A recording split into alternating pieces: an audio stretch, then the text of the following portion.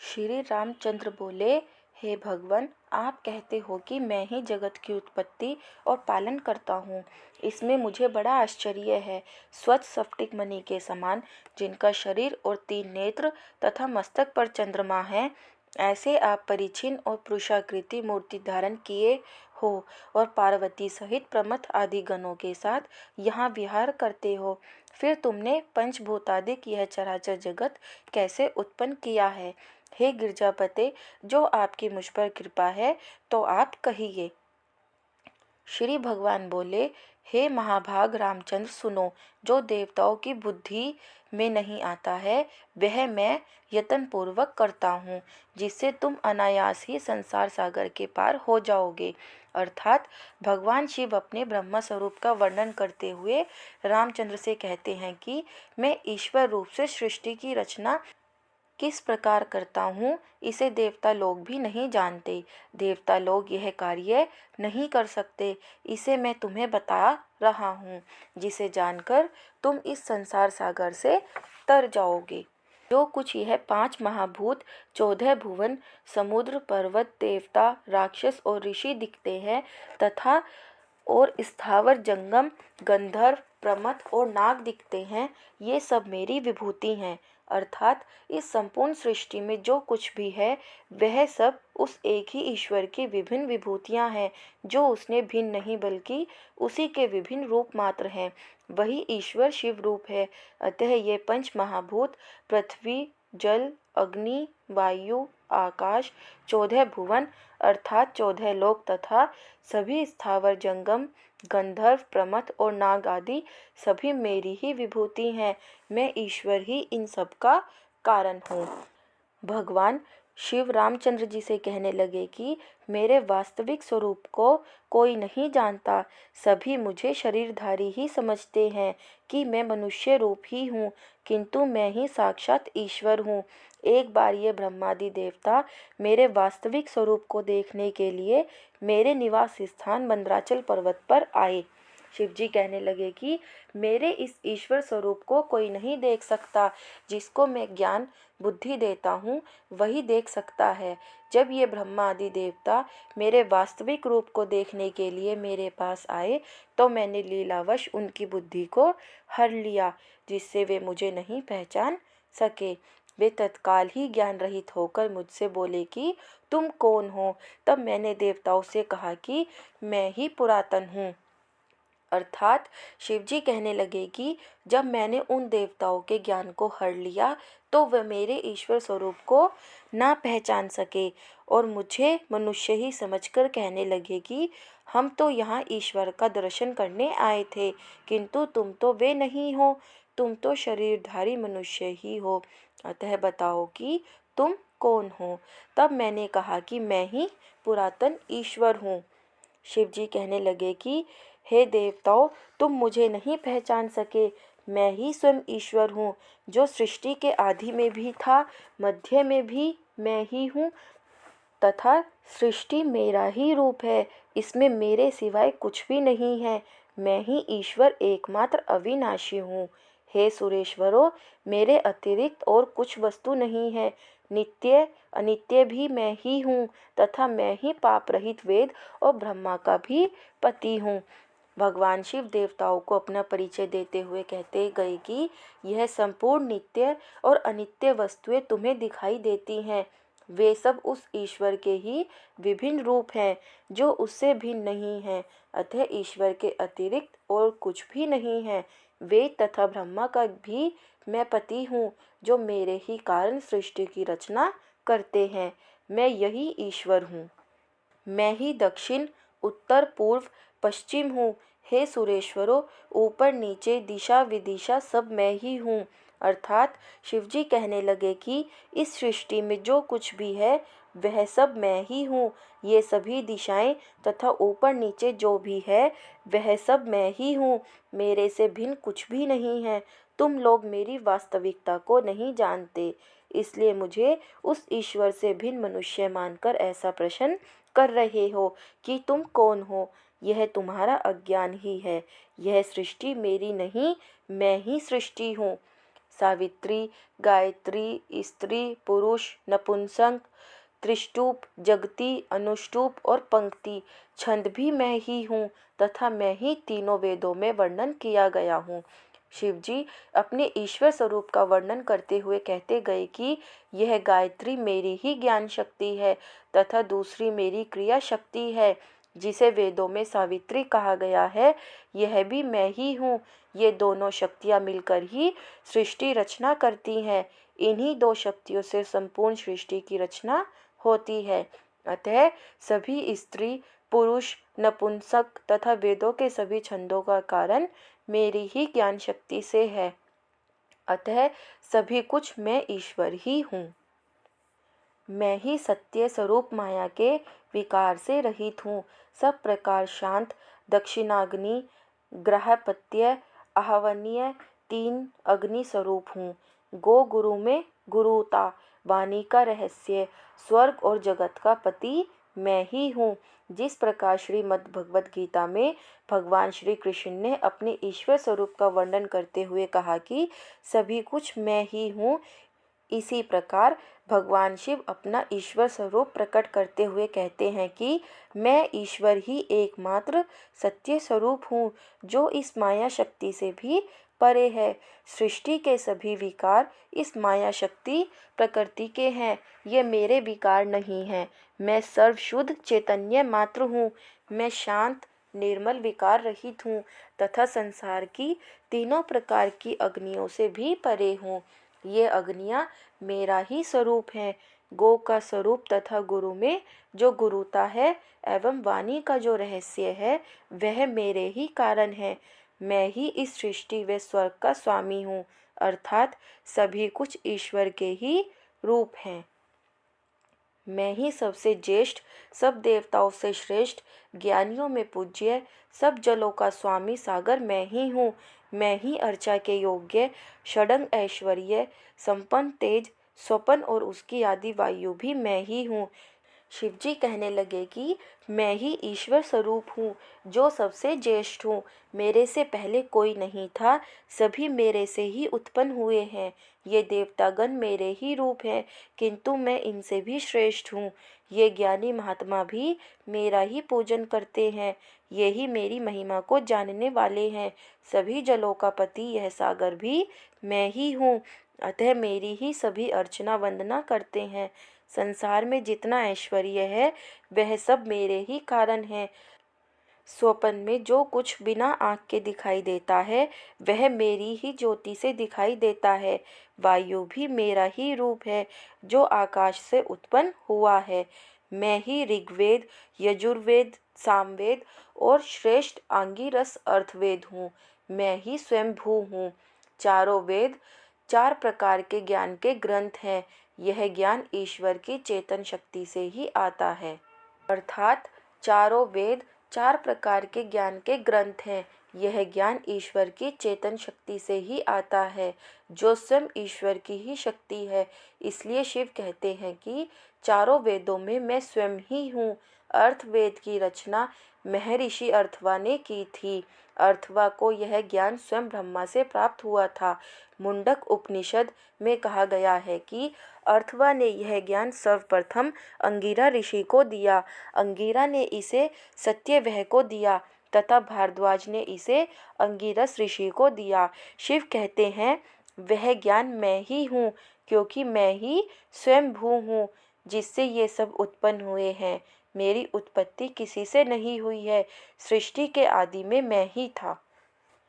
इतिहास, पुराण, कल्प और कल्प का ऋषि, नराशंसी नामक रुद्र तत्व का प्रतिपादन करने वाली गाथा तथा उपनिषद यह सब मैं ही हूँ, अर्थात भगवद गीता अध्याय 7 श्लोक 4 से 5 में कहा गया है कि मेरी दो प्रकार की प्रकृतियाँ हैं।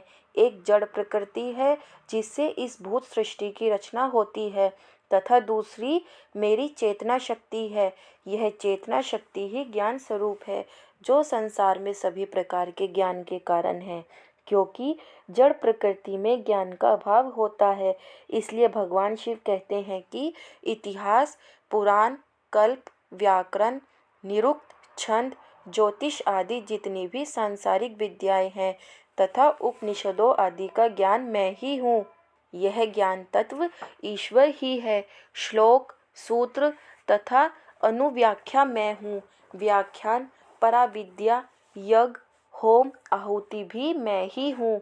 अर्थात ज्ञान संबंधी जितनी भी विद्याएं हैं, जैसे श्लोक, सूत्र, व्याख्या, अनुव्याख्या, पराविद्या, यज्ञ, होम, आहुति आदि समस्त विद्याओं एवं कर्मों का कारण मैं ही हूँ, क्योंकि बिना मेरी ज्ञान शक्ति के इन सब का कोई अस्तित्व नहीं रह जाता। ये सभी क्रियाएं मेरी चेतना के कारण हो रही हैं। दान के पदार्थ दान देना, यह लोक तथा परलोक में अविनाशी मैं ही हूँ। ये सभी भूत शर हैं तथा सबके हृदय में वास करने वाला खग जीव मैं ही हूँ। सभी वेदों में जो गुण है, निर्जन स्थानवासी तथा जन्म रहित है, वह भी मैं हूँ। इस लोक और परलोक में जो कुछ भी है, वह सब मैं ईश्वर ही हूँ। मेरे से भिन्न कुछ भी नहीं है। यह ज्ञान और क्रिया सब मेरे से ही है। पुष्कर, पवित्र, सबके मध्य और बाहर भीतर तथा आगे अविनाशी मैं ही हूँ। अर्थात शिवजी अनेक उदाहरण देकर कह रहे हैं कि जो कुछ सृष्टि में है वह मैं ही हूँ। अर्थात सभी कुछ उसी ईश्वर के विभिन्न रूप मात्र हैं, उससे भिन्न कुछ भी नहीं है। ज्योति, अंधकार, तन्मात्रा, इंद्रियां, बुद्धि, अहंकार तथा विषय मैं ही हूँ। अर्थात सभी ज्योति, अंधकार, शब्द, स्पर्श, रूप, रस, गंध आदि तन्मा मात्राएं, 10 इंद्रियां तथा उनके भोग के विषय, बुद्धि, अहंकार सभी मेरे से ही हैं। ब्रह्मा, विष्णु, महेश्वर, उमा, स्कंद, गणपति, इंद्र, अग्नि, यम, निरति, वरुण, वायु, कुबेर, ईशान, भू, भुव, स्व, मह, जन, तप, सत्यम, पृथ्वी, जल, वायु, आकाश, सूर्य, चंद्र, ग्रह, नक्षत्र, प्राण, काल, मृत्यु, अमृत तथा भूत प्राणी मैं ही हूँ। भारत का अद्वैत दर्शन ही सर्वमान्य है। अर्थात भारत का अद्वैत दर्शन ही सर्वमान्य है। इसके अनुसार एक ही ब्रह्म शक्ति विभिन्न रूपों में अभिव्यक्त हुई है, जिससे संपूर्ण दृश्य व अदृश्य जगत, सभी देवगण, ब्रह्मा, विष्णु, महेश, पंच महाभूत, सभी लोक आदि उस ईश्वर से भिन्न नहीं है। सभी उसी के विभिन्न रूप हैं। सृष्टि में जो द्वंद्व एवं द्वैत दिखाई देता है, वह अज्ञान के कारण है। वास्तव में वही सब कुछ है। भगवत गीता में भी कृष्ण ने इसी अद्वैत की बात कही है कि सभी मैं ही हूँ। भारत ने सृष्टि व सृष्टा को भिन्न नहीं माना है, ना कहीं ऐसा कहा कि यह सृष्टि ईश्वर ने बनाई, बल्कि यह कहा कि यह सृष्टि ही ईश्वर है। यही वेदांत दर्शन है। वर्तमान और भविष्य मैं ही हूँ। संपूर्ण विश्व रूप भी मैं ही हूँ। ओमकार के आदि और मध्य में भू भोरवै स्वयं मैं ही हूँ, और गायत्री शीर्ष जपने वालों का विराट स्वरूप भी मैं ही हूँ। भक्षण, पान, कृत, अकृत तथा पर अपर मैं ही हूँ, और सबका आश्रय मैं ही हूँ। मैं ही जगत का हित, अक्षर, सूक्ष्म, दिव्य, प्रजापति, पवित्र, सोम, देवता, आग्रह और सबका आदि मैं ही हूँ। अर्थात भगवान शिव अपनी ईश्वर रूपी विभूतियों का वर्णन कर रहे हैं कि इस सृष्टि में जो कुछ भी है वह स्वयं मैं हूँ, क्योंकि मैं ही आदि में था तथा ये सब मेरे ही विभिन्न रूप हैं। मैं ही सबका उपसंहार करने वाला पर्वत, सागर इत्यादि, गुरु, वस्तु और प्रलयकालिक अग्नि, सूर्यादि तेज, इन सब पदार्थों में विद्यमान हूँ। मैं ही सब प्राणियों के हृदय में स्थित देवता प्राण रूप से स्थित हूँ, जिसका सिर उत्तर को और जिसके पाद दक्षिण को और जिसके अंतर मध्य में है। ऐसा त्रिमात्रक ओमकार मैं ही हूँ। अर्थात भाव यह है कि सभी कुछ ईश्वर रूप ही है, उससे भिन्न कुछ भी नहीं है। कारण से मैं जब करने वालों को स्वर्ग आदि लोक को ले जाता हूँ, पुण्यशील पुरुषों को नीचे ले जाता हूँ। इस कारण मैं एक निरंतर नित्य सनातन ओमकार हूँ। अर्थात कर्मों का फल देने वाला भी ईश्वर ही है, जो जप करने वालों को स्वर्ग तथा उनके पुण्यशील होने पर उन्हें पुनः मृत्यु लोक में भेजता है। वह मैं ही सृष्टि का मूल सनातन ओमकार हूँ।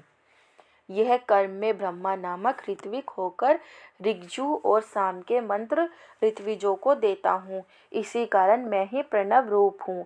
यह कर्म में ब्रह्मा ही ऋत्विक होकर ऋत्विजों को वेदों के मंत्र देते हैं। अतः वह ब्रह्मा ऋत्विज मंत्र तथा ओमकार सभी मैं ही हूँ। जिस प्रकार मांस पिंड में तेज आदि व्याप्त होकर भक्षण करने वाले की सब देह को व्याप्त हो जाता है, इसी प्रकार सब लोकों में मैं सर्वव्यापी हूँ। अर्थात मनुष्य जिन स्थूल पदार्थों का भक्षण करता है, उन सब में वह ईश्वरीय चेतना सर्वव्याप्त रहती है, जो मनुष्य के शरीर में जाकर सब ओर व्याप्त हो जाती है। इसी प्रकार शिव कहते हैं कि मैं ही सर्वव्यापी हूँ। ब्रह्मा, हरि भगवान और दूसरे देव भी मेरा आदि और अंत नहीं ऐसा जानते हैं। इस कारण से मैं अनंत हूँ। अर्थात उस ईश्वर का ना कोई आदि है कि उसके पूर्व में भी कुछ था जिससे उसकी उत्पत्ति हुई हो, इसलिए इसे अनादि कहा गया है। इसका कोई अंत भी नहीं है कि इसका अंत कहाँ होगा। इसलिए शिव कहते हैं कि ईश्वर रूप होने से मैं ही अनादि व अनंत हूँ।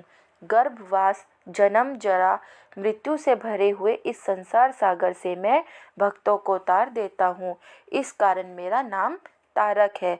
अर्थात शिव जी कहते हैं कि यह संसार गर्भवास, जन्म, मृत्यु, वृद्ध अवस्था से भरा पड़ा है, किंतु जो मेरे भक्त हैं उनको मैं तार देता हूँ, अर्थात इनसे छुटकारा दिला देता हूँ। इसलिए मुझे ही तारक कहते हैं। 4 प्रकार के देहों में मैं जीव रूप में वास करता हूँ और उनके हृदयाकाश में सूक्ष्म रूप होकर वास करता हूँ, इसलिए मैं सूक्ष्म कहलाता हूँ। अर्थात उपनिषदों में उस परम चेतनीय तत्व को सूक्ष्म से सूक्ष्म तथा महान से महान कहा गया है। अनो अनियान महतो महियान। शिव जी कहते हैं कि मैं ही अपने सूक्ष्म रूप में चारों प्रकार के शरीरों में जरायुज, स्वेदज, अंडज और उद्भिज आदि में जीवन रूप से सबके हृदयाकाश में निवास करता हूँ, जिससे मुझे सूक्ष्म कहा गया है। महान से भी महान इसलिए कहते हैं कि मैं संपूर्ण ब्रह्मांड की रचना कर देता हूँ।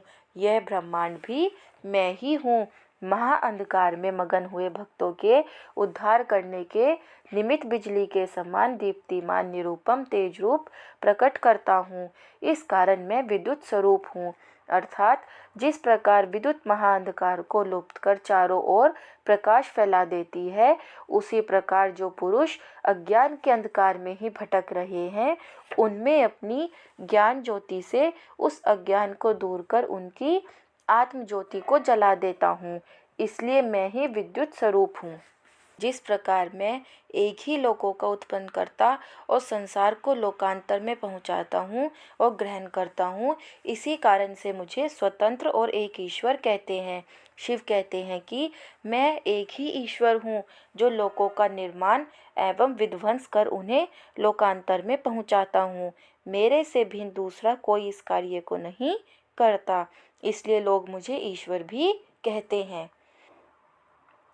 प्रलय काल में कोई दूसरा स्थित नहीं रहता, केवल मैं ही तीनों गुणों से परे स्वयं ब्रह्म रुद्र स्वरूप सब प्राणियों को अपने मन में लय करके स्थित होता हूँ। अर्थात जब सृष्टि का प्रलय होता है तो समस्त प्रकृति मेरे में विलीन हो जाती है तथा सभी प्राणी मुझ रुद्र रूप में लय हो जाते हैं। मैं अकेला ही स्थित रहता हूँ। मैं ही सब लोगों की ईशनी अर्थात सब लोगों को स्वाधीन रखने वाली शक्तियों से स्वाधीन रखता हूँ, उन पर सत्ता चलाता हूँ। इस कारण सर्वदृष्टा सबका चक्षु में ईशान कहलाता हूँ। अर्थात भगवान शिव के कई रूप व नाम हैं, जिसमें उनका एक रूप ईशान भी है, जिसका अर्थ है संसार में जितनी स्वाधीन शक्तियाँ हैं वे सब मेरे अधीन रहती हैं, उन पर मेरी ही सत्ता रहती है तथा मैं ही सर्वदृष्टा हूँ, इसलिए मुझे ईशान भी कहते हैं।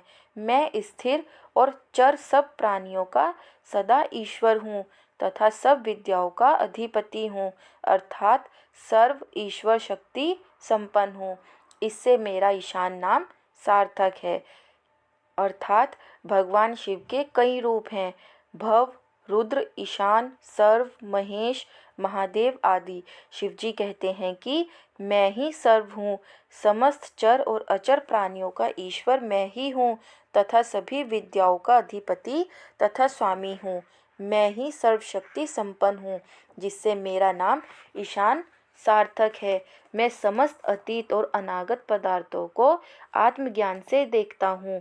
इसी प्रकार साधन संपन्न पुरुष को आत्मज्ञान रूप योग का उपदेश करता हूँ और सब में व्यापने से मैं भगवान ऐश्वर्यवान हूँ। अर्थात भगवान शिव अपने ईश्वर स्वरूप का वर्णन करते हुए कहते हैं कि मैं शरीरधारी होते हुए भी ईश्वर स्वरूप हूँ। मैं ज्ञान स्वरूप होने से भूत एवं भविष्य को जानने वाला हूँ। साथ ही जो मेरी साधना करते हैं उनको आत्मज्ञान कराता हूँ। मैं ही सर्वत्र व्याप्त हूँ, जिससे वे सभी मेरे से ही चेष्टा कर रहे हैं, इसलिए मैं ऐश्वर्यवान हूँ। यह सृष्टि मेरा ही ऐश्वर्य है। मैं निरंतर सब लोगों की उत्पत्ति, पालन और संहार करता हूँ, इस कारण मुझे महेश कहते हैं। शिव जी कहते हैं कि मेरे कई नाम हैं जो सब मेरी विभूतियों को बताते हैं।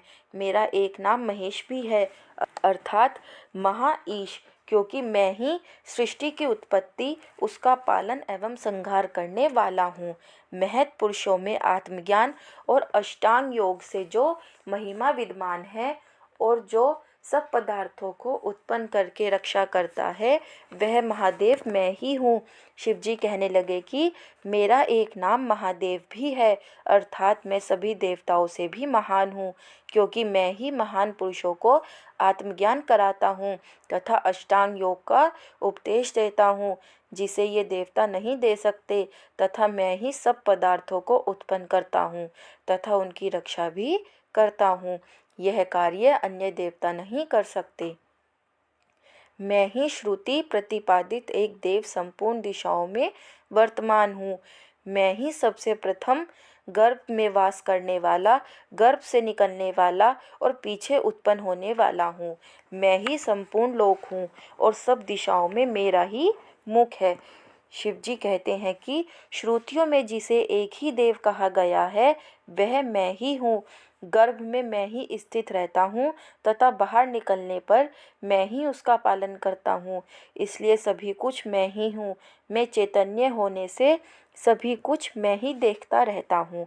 सर्वत्र मेरे नेत्र, सर्वत्र मेरा मुख, सर्वत्र मेरी भुजा और सर्वत्र मेरे चरण। मैं ही भुजा और चरणों से स्वर्ग और भूमि को उत्पन्न करता हुआ एकमात्र देव स्वरूप हूँ। अर्थात ईश्वर की चैतन्य शक्ति ही दृश्य शक्ति है, जिससे सब कुछ देखा जाता है, तथा उस चैतन्य की ही दूसरी शक्ति क्रिया शक्ति है, जिससे सृष्टि को सभी प्रकार की क्रियाएं होती हैं।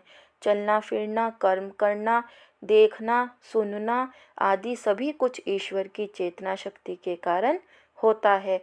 इसलिए शिव जी कहते हैं कि मैं वही चैतन्य शक्ति हूँ जो आदि देव हैं। केश के अग्रभाग के समान सूक्ष्म रूप हृदय में रहने वाला विश्वव्यापक स्वयं प्रकाश श्रेष्ठ आत्मस्वरूप मैं हूँ। जो चतुर पुरुष मुझे आत्मा में स्थित देखता है, उसे धीर पुरुष को शांति प्राप्त होती है, अन्य को नहीं। शिव जी कहते हैं कि मैं ही चैतन्य स्वरूप हूँ, जो अति सूक्ष्म हूँ तथा सभी के हृदय में स्थित होकर जीव की सभी क्रियाओं का कारण हूँ। इसी प्रकार मैं ही समस्त विश्व में व्याप्त हूँ। मैं स्वयं प्रकाश हूँ, सभी मेरे प्रकाश से ही प्रकाशित हो रहे हैं तथा सभी शरीरों में मैं ही आत्मा हूँ। जो व्यक्ति इस प्रकार मेरे वास्तविक स्वरूप को जान लेता है, वही शांति को प्राप्त होता है। संसार को ही सत्य जानने वाले को कभी शांति नहीं मिल सकती। मेरी ही योनि में मैं अधिष्ठान रूप में स्थित हूँ, इसलिए यह संपूर्ण पंचभूतात्मक जगत मेरे से ही परिपूर्ण है। इस प्रकार मुझ ईशान रूप पुरुष को जानकर शांति को प्राप्त होता है। श्रीमद् भगवद गीता अध्याय 14 श्लोक 3 में कृष्ण कहते हैं कि मेरी महत ब्रह्मा रूप मूल प्रकृति संपूर्ण भूतों की योनि है। उस योनि में मैं चेतन समुदाय रूप गर्भ को स्थापन करता हूँ। उस जड़ चेतन के संयोग से समस्त भूतों की रचना होती है। यही बात भगवान शिव कह रहे हैं कि यह प्रकृति भी मेरी ही योनि है, जिसमें मैं चेतन स्वरूप में स्थित हूँ। यह प्रकृति ही मेरा अधिष्ठान है, इसलिए यह संपूर्ण पंचभूतात्मक जगत मेरे से ही परिपूर्ण है। अर्थात यह भौतिक जगत भी मेरे से भिन्न नहीं बल्कि मेरा ही रूप है। जो प्रकृति को ईश्वर से भिन्न मानता है, यह उसका अज्ञान मात्र है। जो सब कुछ ईश्वर ही है ऐसा मानता है, वही परम शांति को प्राप्त होता है। यही भारत का अद्वैत दर्शन है, जिसकी बात शिव कह रहे हैं। प्राण का जो अंतर्गत मन है, वहाँ क्षुधा, पिपासा और तृष्णा रहती हैं। इससे शुभ अशुभ फल प्राप्ति का कारण जो धर्म अधर्म है, उसके भी कारण विषय तृष्णा को छीनकर निश्चयात्मक बुद्धि से मुझ में अंतःकरण लगाकर जो मेरा ध्यान करते हैं, उनको निरंतर शाश्वत शांति मिलती है, दूसरों को नहीं। अर्थात मनुष्य शरीर में इस प्राणमय कोश के भीतर मनोमय कोश है। यह मन अहंकार से गर्वित होकर सदा भोगों की ही कामना करता है।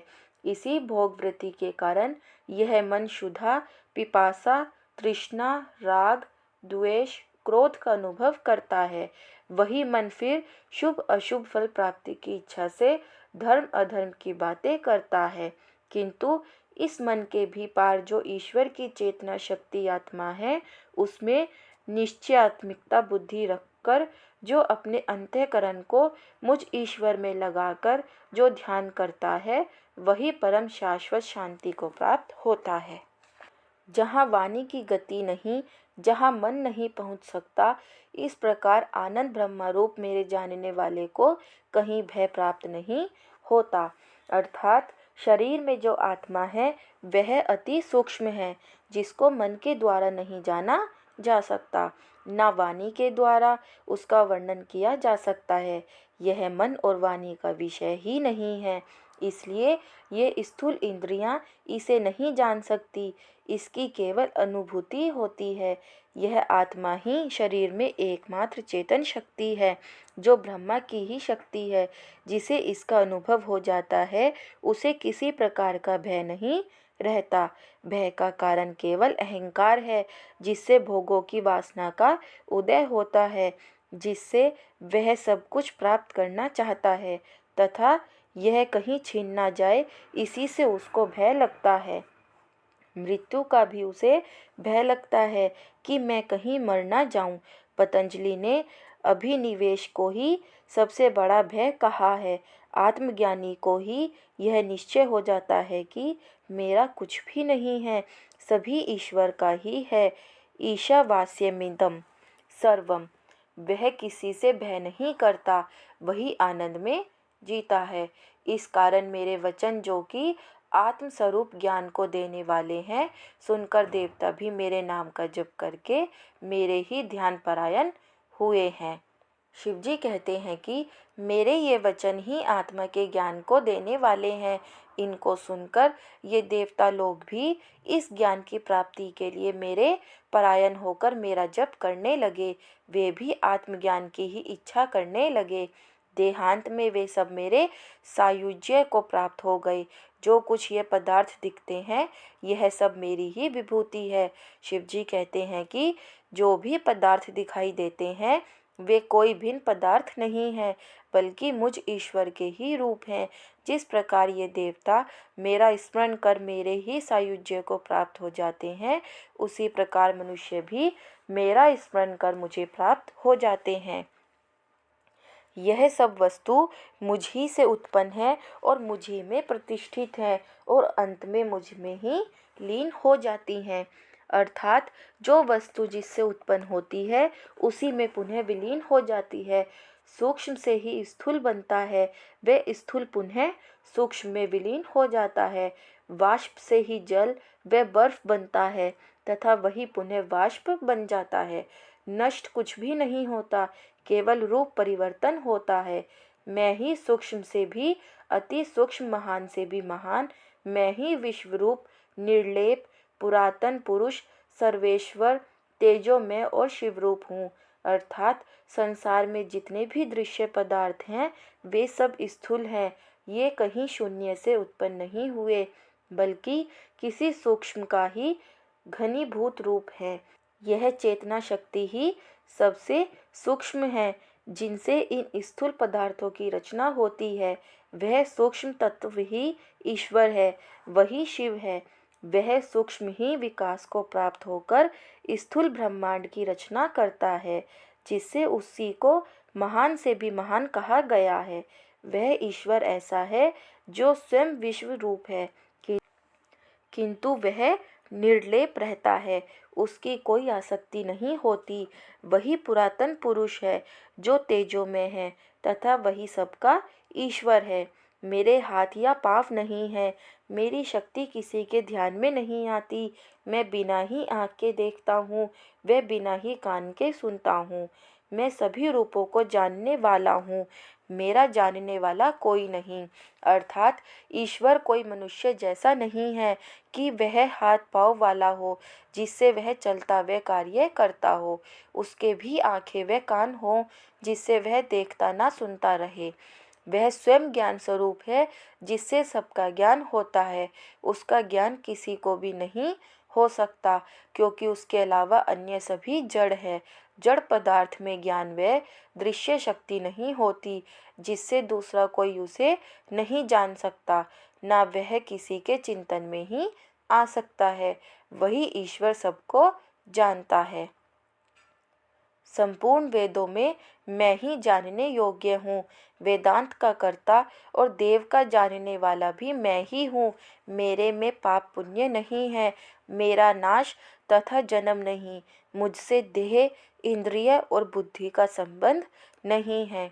अर्थात ईश्वर के स्वरूप का वर्णन करते हुए भगवान शिव कहते हैं कि मैं स्वयं ईश्वर रूप हूँ।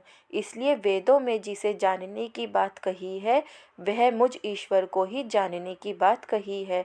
वेद का अर्थ ही ज्ञान है, वह ज्ञान ईश्वर का ही ज्ञान है, जिसकी बात वेदों में कही गई है कि जिसके जानने से सब कुछ जाना हुआ हो जाता है, वही ईश्वर मैं हूँ, वही जानने योग्य है। अन्य सभी मिथ्या ज्ञान है जो भ्रांतिपूर्ण है। वेदांत जिस ब्रह्म की बात कहता है, किंतु उसे भी जानने वाला मैं ही हूँ। देवों को भी मैं ही जानता हूँ, क्योंकि वे मेरे से ही उत्पन्न हुए हैं। मैं ही सृष्टि का अनादि हूँ। मेरा ना किसी से जन्म हुआ है, ना मेरी मृत्यु ही होती है। मैं ही अविनाशी हूँ। यदि मेरी भी मृत्यु हो जाए तो फिर सृष्टि रचना किस प्रकार हो सकती है। मेरी ना कोई देह है, ना इंद्रियां हैं, ना बुद्धि से ही मेरा कोई संबंध है। ये सब मेरी शक्ति से प्रकट होते हैं। मैं तो एक विराट चेतन शक्ति हूँ। ईश्वर का ऐसा ही स्वरूप है। भूमि, जल, तेज, वायु, आकाश भी मैं ही हूँ।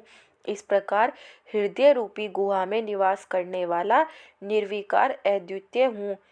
सद असद से रहित परमात्मा हूँ। जो इस प्रकार मेरे शुद्ध रूप परमात्मा को जान लेता है, वह मेरे स्वरूप को प्राप्त हो जाता है। अर्थात ईश्वर का स्वरूप इस सृष्टि से सर्वथा भिन्न प्रकार का है। जिसने सृष्टि को ही देखा है, वह उसके स्वरूप की कल्पना भी नहीं कर सकता। ऐसे अज्ञानियों ने ही उसको मनुष्य रूप में दिखा दिया कि उसके 4 हाथ हैं, 10 भुजाएं हैं, वही कर्म करता है, वही कर्मों का फल देता है, दंड पुरस्कार भी वही देता है, वही स्वर्ग नरक भेजता है, वही सुख दुख देता है आदि अपनी मानसिकता के अनुसार उसके विभिन्न रूप व कार्य बता दिए। किंतु वह इन सबसे भिन्न है। जो उसके वास्तविक स्वरूप को जानकर संसार में कर्म करता है वही परमात्मा को प्राप्त हो जाता है। जो उसे नहीं जानते वे ही संसार में सुख दुख भोगते हुए बार बार जन्म धारण करते हैं। हे महाबुद्धिमान रामचंद्र, इस प्रकार जो मुझे तत्व से जानता है वही संसार में मुक्त होता है। अर्थात मुक्ति का एक ही उपाय है, उस ईश्वर तथा उसकी विभूतियों का सम्यक ज्ञान हो जाना, जिससे उसका इस अनित्य संसार के प्रति जो मोह है वह नष्ट हो जाता है। इस संसार का मोह ही एकमात्र बंधन का कारण है। इस मोह का छूट जाना ही मुक्ति है, जो ईश्वर को तत्व से जान लेने पर ही होती है। शिवजी श्री राम को इसी तत्व ज्ञान का उपदेश दे रहे हैं। दोस्तों, आपको यह वीडियो अच्छी लगी हो तो वीडियो को लाइक, चैनल को सब्सक्राइब और वीडियो को शेयर करें और कमेंट में हर हर महादेव लिखना ना भूलें। हर हर महादेव।